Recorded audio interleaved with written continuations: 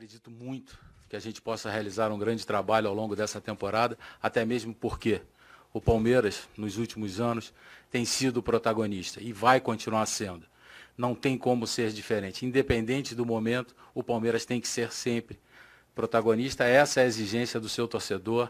É dessa forma que o Palmeiras é visto dentro do mercado e assim ele continuará. Sejam bem-vindos a mais um vídeo do canal, e esse vídeo é para analisar os dois profissionais, Edu Dracena e o Anderson Barros, que concederam entrevista, que eu assisti aqui, ó.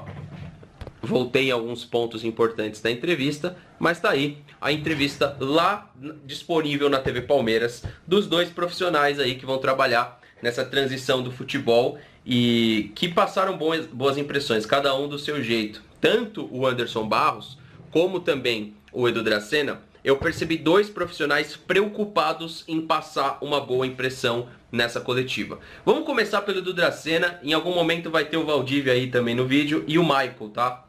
Só que o tema principal é a análise desses dois profissionais, mas aí eu vou falar o que eu acho do Valdívia e o que eu acho do Michael, beleza? Primeiro, Edu Dracena se mostrou preocupado em falar bem, em falar corretamente e também com aquilo que a torcida reivindica. O que o torcedor palmeirense mais reivindicou nessa temporada de 2019 pelos erros de contratação? A presença da categoria de base. E o Edu Dracena ele fez questão de lembrar isso durante a entrevista, pelo menos em duas oportunidades. Que é, sim, importante fazer essa transição de maneira inteligente e que se a nossa base está vencendo campeonatos e está se destacando, algum ponto positivo tem que se tomar disso e, principalmente, aproveitar esses atletas. Voltando na parte financeira do clube, antes da gente fazer a transição para o Anderson Barros, é o que eu percebi do Edu Dracena. Um cara importante, que vai fazer a transição de categoria de base e vai ficar disponível ali pro que o Vanderlei Luxemburgo precisar com a administração dos atletas do profissional também. Essa é a função principal do Edu Dracena, pelo menos a priori. Agora, a respeito do Anderson Barros. Olha só, antes de a gente falar do profissional Anderson Barros, vamos falar do momento financeiro que vive o Palmeiras.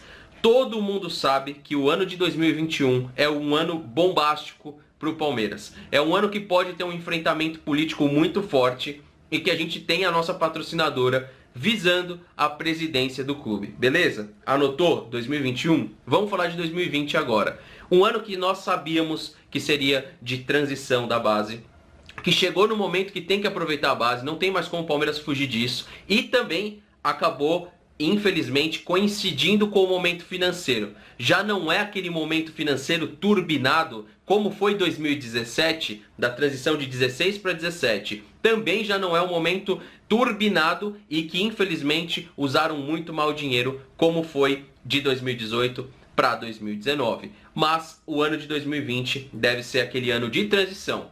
E a gente já tinha falado isso daqui nos últimos vídeos do canal, ainda ali no final do Campeonato Brasileiro. Então o Anderson Barros, ele chegou no Palmeiras e nós fizemos uma análise pré-profissional, que não foi das melhores. Por quê? Porque quando você faz uma análise pré, você vai pegar como referência, muitas vezes, por não conhecer a pessoa, somente os números. Então, qual é o profissional? O profissional é esse aqui? Vamos analisar os números dele. Ele passou por futebol nordestino, né? Passou muito pelo Nordeste, foi Bahia, Vitória, e aí veio para o Rio de Janeiro. Trabalhou nos clubes do Rio de Janeiro. Então, o Anderson Barros, o cartão de visita dele era meio uma incógnita, até ele se apresentar. Eu acho que ele passou uma impressão muito boa, porque quando a gente pega esses cargos, o cargo do presidente, do diretor, os cargos mais importantes dentro da Sociedade Esportiva Palmeiras, você tem que ter uma preocupação no falar, você tem que ter uma preocupação a mais de como se comunicar, e eu acho que ele foi muito bem nesse cartão de visitas, tanto no momento que ele falou do Palmeiras em si, no momento que ele falou das negociações, como foi o Michael, e eu acho que ele já respondeu sem perceber. Porque ele fala do Arthur, que é uma cria da base, e eu queria lembrar do Veron. Não faz nenhum sentido para mim investir no Michael 50 milhões, que é o que estão falando na imprensa. Isso não faz nenhum sentido. É um jogador que definitivamente ele não vale 50 milhões. Porque é um jogador de uma temporada. E o Palmeiras está vacinado nos últimos anos de contratar jogadores de uma temporada. O Eric foi um jogador de uma temporada. O Carlos Eduardo foi um jogador que sei lá de onde que tiraram, também de uma temporada lá atrás, que ele fez com o Goiás e nem foi unânime. Obviamente, o Michael é muito melhor do que o Eric. O Michael tem mais potencial, sim, que o Carlos Eduardo. Mas não vale 50 milhões no mercado interno. Nós não podemos pagar isso para um jogador do Goiás e fortalecer um time que não necessariamente tem uma ligação com o Palmeiras. Não faz nenhum sentido. Isso você se forma na base.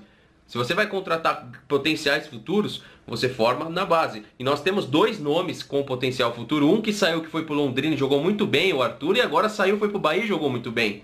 Então é um nome de potencial futuro que a gente pode aproveitar. Inclusive, lembraram do episódio dele beijando a camisa do Flamengo, que faz parte, errou e vai ter que saber lidar com isso. Mas o Gabriel Veron tá aí, podendo fazer uma temporada tão boa quanto o Michael e podendo nós valorizarmos aquilo que é da nossa casa, que é muito mais inteligente, penso eu. Então eu acho que ele meio que já respondeu o que ele tem que fazer nessa negociação do Michael. Se os valores forem esses, não entra na briga. Se o Corinthians entrar nessa briga, ele não paga 50 milhões. E se ele pagar 50 milhões, se ele aceitar pagar, não vai pagar nunca o Goiás. Então o Palmeiras tem que ficar na dele, esperar o mercado se inflacionar, deixar bater o desespero, e aí, se for para pegar esse jogador, em outras condições, cedendo 2, 3 para o Goiás e pagando um pouco mais barato, talvez tentando um contrato onde o Goiás tem um percentual, o Palmeiras também, aí ok. Agora, comprar em definitivo por esse valor, eu não faria isso, apesar de enxergar no jogador um grande potencial futuro. Mas temos aqui outros potenciais futuros.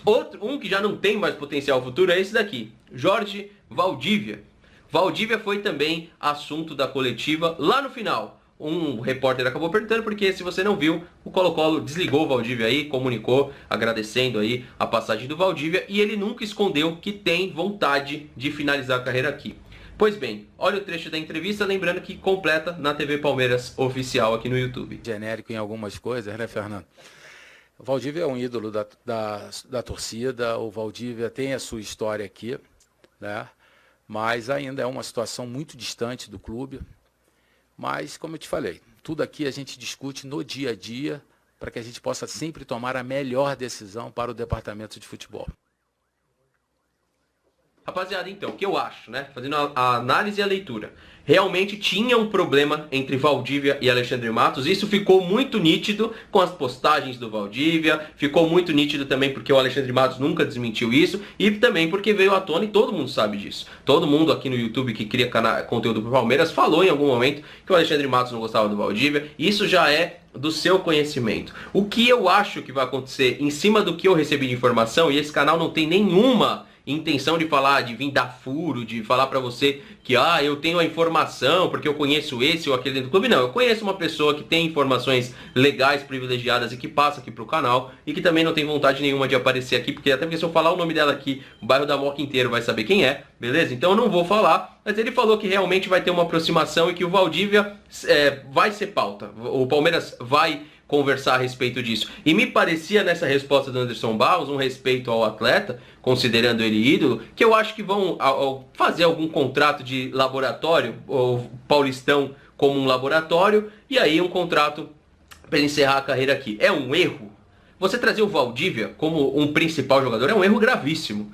Você trazer o Valdívia, que já conhece o Luxemburgo, que ambos trabalharam juntos e que pode ser um jogador importante em determinados momentos, eu acho que é um acerto. Que o Valdívia, mesmo aí no final de carreira, joga mais que o Lucas Lima, eu acho que eu e você não duvida disso. E também a gente não pode ser esse o efeito de comparação para contratações. Já joga melhor que o Lucas Lima? Traz.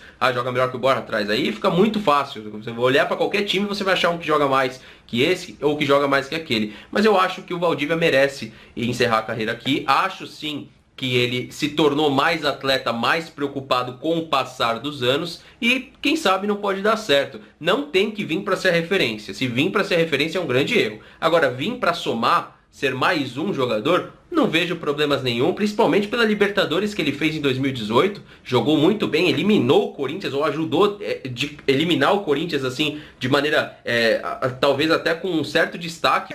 Assim os ovos! Ovo gigante! Ovo gigante! Eu acho que não. Não? Tranquilo. Tranquilo. Para vocês é ruim, né? Porque vocês disseram que Corinthians e Palmeiras nas quartas.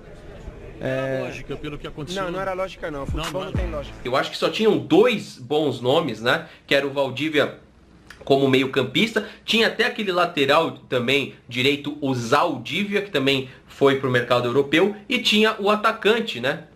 Que eu sempre esqueço o nome dele, eu ia falar Pizarro. Eu ia falar Pizarro, mas é o Esteban Paredes, tá? Do Colo-Colo. Então, eu acho que foram 3 jogadores que o Colo-Colo tinha e o Valdívia, que tinha ali interessante, e o Valdívia foi o cara que definitivamente jogou melhor essa Libertadores pelo Colo-Colo. Ele não ficou distante totalmente das lesões, tanto é que ele foi cobrado por isso lá no Colo-Colo, mas é um jogador que melhorou muito nesse aspecto. Já não se machuca como era antigamente, parecia ser de vidro, é um cara mais preocupado aí com a parte física, infelizmente se conscientizou muito tarde, e o que eu acho definitivamente que para Campeonato Paulista, para os compromissos que o Palmeiras tem no ano, Campeonato Paulista, Copa do Brasil, Brasileirão, é um cara que pode sim jogar cerca de 60% das partidas e ajudar o Palmeiras. E eu tenho certeza, inclusive, um cara como o D'Alessandro é utilizado no Inter, um cara para muitas vezes entrar numa partida aí com 15 minutos do segundo tempo, 20 minutos, e ajudar demais o Palmeiras em uma situação difícil na qual o Palmeiras não consiga quebrar linhas. É um cara que é muito bom para isso, eu acho que é um dos melhores, inclusive, sul-americano para achar espaço, tá? Lógico que isso,